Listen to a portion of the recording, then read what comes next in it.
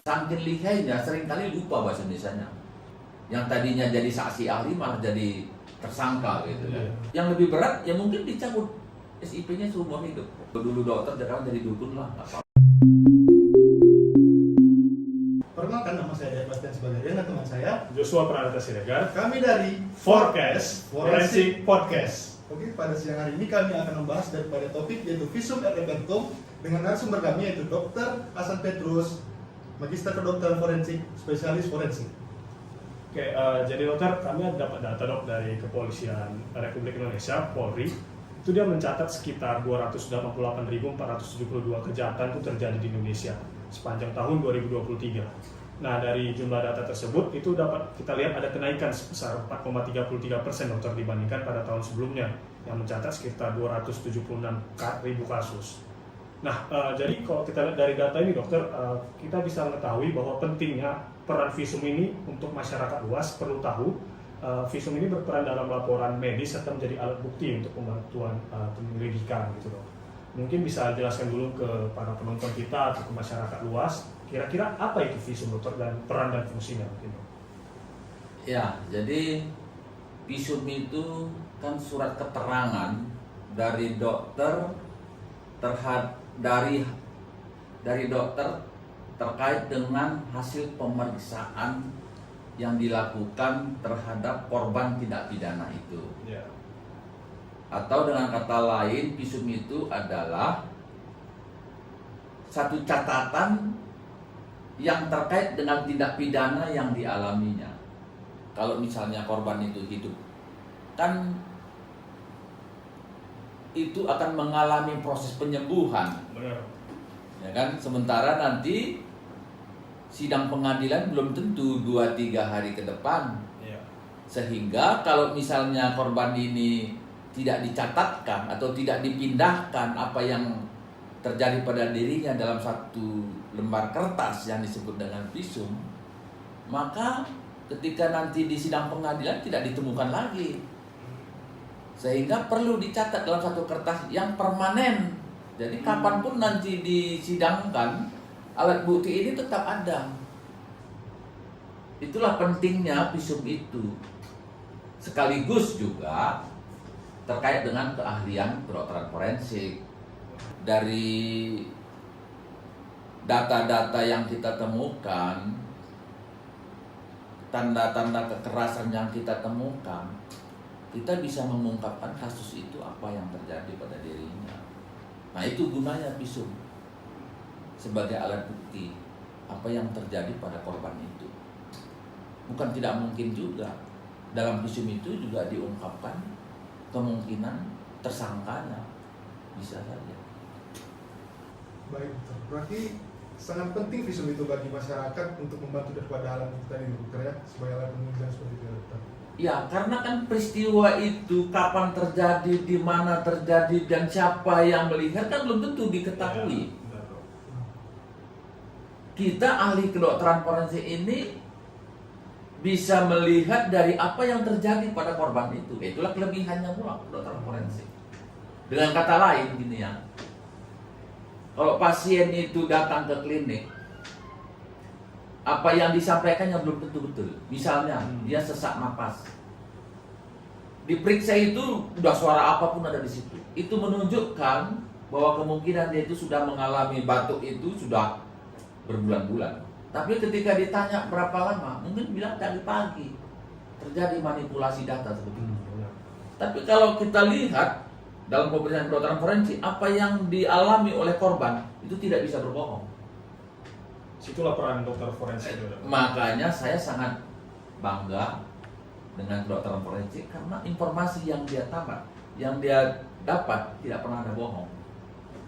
Orang mati itu apa yang terjadi pada dirinya dia tidak pernah berbohong. Karena apa yang terjadi pada korban itu, ilmu kedokteran forensik menjelaskan itu. Apa yang terjadi, kapan terjadinya, kenapa dia meninggal, semua itu bisa diungkap dengan ilmu kedokteran forensik. Tidak ada yang bohong. Nah, itu seperti itu. Baik, dari penjelasan yang dokter berikan tadi kan ada juga dilihat dari waktunya, dari kejadiannya, apakah visum itu sendiri dibagi menjadi beberapa jenis dokter? Jika ada, apa saja kan jenis-jenis visum tersebut? Visum itu secara teori memang ada namanya visum seketika, visum lanjutan, dan visum seketika, sementara, dan lanjutan. Nah, ini sebetulnya menggambarkan dari berat ringannya luka itu. Nah, luka seketika itu maksudnya kalau lukanya itu memang ya tidak perlu penanganan lebih lanjut, kan seperti itu ya, namanya visum seketika. Artinya apa yang kita lihat pada waktu itu, itulah yang kita catat dalam visum. Tapi ada kalanya pasien itu kan butuh perawatan, sehingga perlu penanganan, perlu pemeriksaan, mungkin perlu tindakan terhadap korban ini, sehingga apa yang kita buat, visum yang kita buat pada saat dia masuk namanya visum sementara. Untuk apa visum sementara ini? Bagi penyidik, untuk menangkap tersangkanya, karena itu bentuk barang bukti adanya tindak pidana.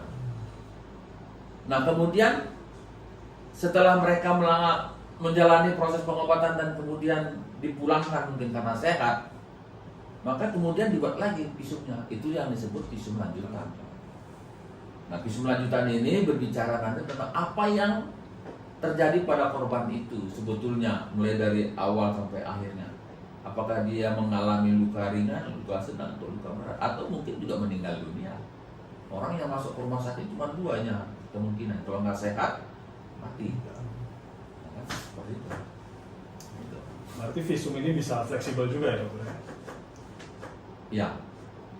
Kalau mungkin ini ya dok, penonton kita mungkin ada dari latar belakang kedokteran, misalnya mahasiswa kedokteran atau dokter muda ataupun dokter-dokter umum. Ya. Kalau kita lihat kan dok, visum ini dia tuh 4A ya dokter, berarti bisa untuk dokter umum harusnya tuntas gitu.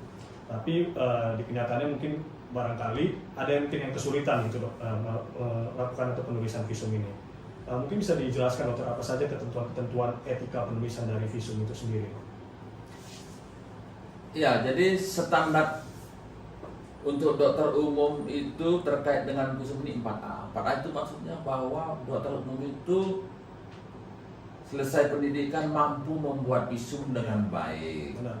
Nah, visum yang baik itu tentu visum yang dibuat itu sesuai dengan apa yang dibutuhkan terkait dengan visum itu.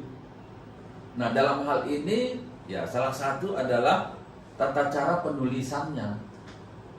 Nah, salah satulah bahwa visum itu harus menggunakan bahasa Indonesia. Nah, salah satu yang seringkali visum itu tidak menjadi baik ketika di sana ada unsur-unsur bahasa medis. Ya, saya sangat percaya gitu loh, bahwa dokter itu sangat lihai dengan bahasa medis. Saking lihainya seringkali lupa bahasa Indonesianya.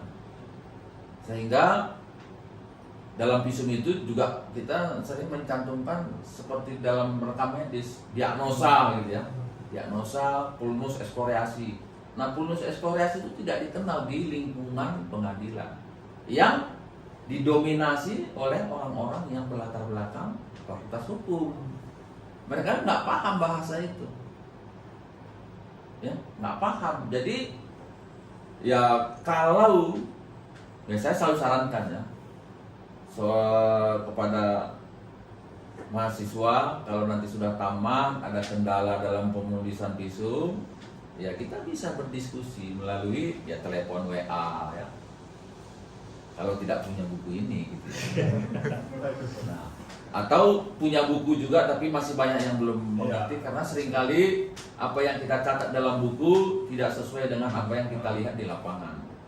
Nah, mungkin kalau nanti kita berdiskusi mungkin ada pencerahan lah terkait dengan itu. Saya selalu berharap ketika ada kasus yang dihadapi mahasiswa di lapangan akan jauh lebih baik ketika kita diskusi baru disampaikan di ya apakah itu di pengadilan atau di kantor polisi, daripada nanti jadi malah jadi masalah.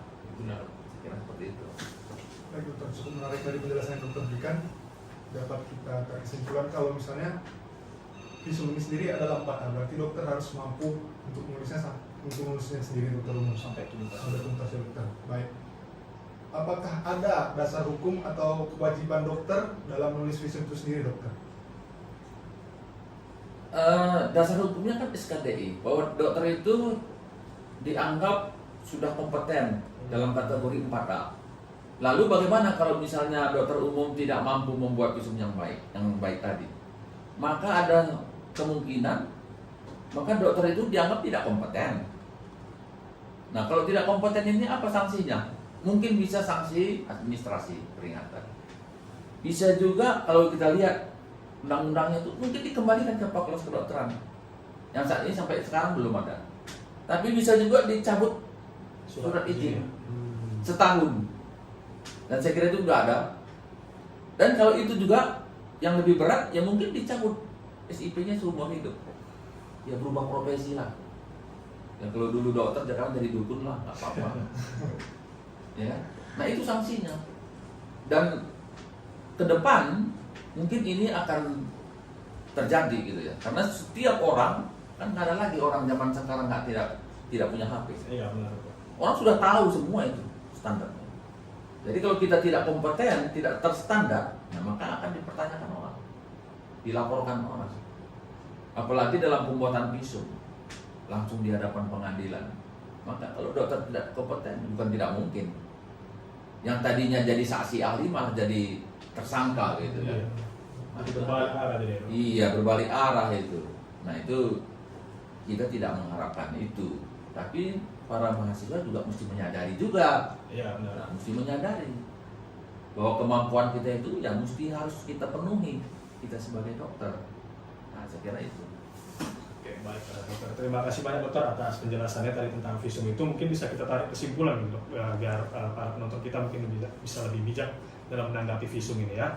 Jadi dari yang telah kita bahas tadi, dapat kita lihat pengertian dasar dari visum hingga kompleksitas dalam penulisannya, serta kita tuh harus menyadari bahwa visum et repertum ini bukan hanya sebuah dokumen, tetapi juga menjadi sebuah cermin untuk mencerminkan bagaimana kualitas penyelidikan kita serta keadilan dalam sistem hukum.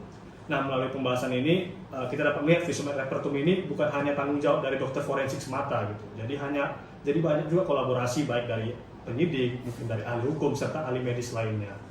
Dan dapat kita berupaya untuk meningkatkan standar profesionalisme, integritas serta transparansi kita dalam penegakan hukum. Sekian daripada podcast kami pada siang hari ini. Terima kasih kepada narasumber kami, Dr. Hasan Petrus. Baik, sekian dari kami. Terima kasih. Terima kasih.